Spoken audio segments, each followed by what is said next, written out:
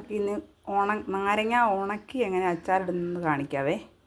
നാരങ്ങ നല്ലപോലെ അരിഞ്ഞ് ഉപ്പും മഞ്ഞൾപ്പൊടിയും പുരട്ടി നല്ലതുപോലെ വെയിലത്ത് വെച്ച് ഉണക്കാൻ പോവാം. ഉണക്കാൻ വേണ്ടി ഞാനിതെല്ലാം ഒരു അടപ്പിലെല്ലാം മഞ്ഞളും ഉപ്പും എല്ലാം നല്ലപോലെ പുരട്ടി നിരത്തി വെച്ചിട്ടുണ്ട്. വെയിലത്ത് വെക്കാവേ. നാരങ്ങ കുറച്ച് കൂടുതലുള്ളതുകൊണ്ട് ഞാൻ 2 പാത്രത്തിൽ നല്ല വെയിലത്ത് വെച്ചിട്ടുണ്ട്. നല്ല സൂപ്പർ വെയിലാണ് ഇവിടെ.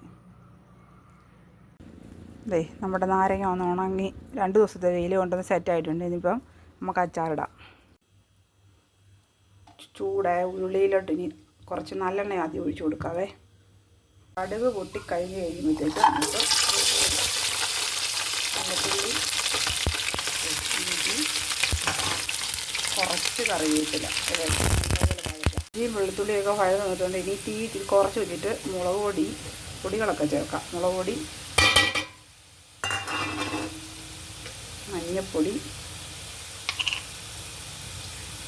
കുറച്ച് ഉലുവ വറുത്ത് പൊടിച്ചത്, കായം ഇച്ചിരി കൂടുതലിടണേ. ഇതൊക്കെ കൂടെ ഒന്ന് മൂപ്പിക്കാം. പൊടികളെല്ലാം മൂത്ത് നമുക്കിനി വിനാഗിരി ആവശ്യത്തിന് ഒഴിച്ച് കൊടുക്കാം.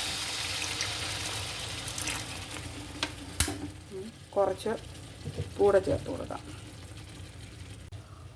ഇനി നമുക്ക് നാരങ്ങയിലോട്ടിട്ട് മിക്സ് ചെയ്യാം.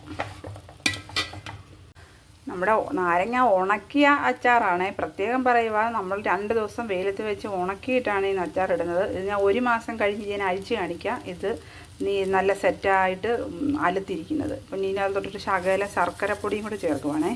ഇനി നല്ലപോലെ ഇളക്കി നമുക്ക് വാങ്ങാം.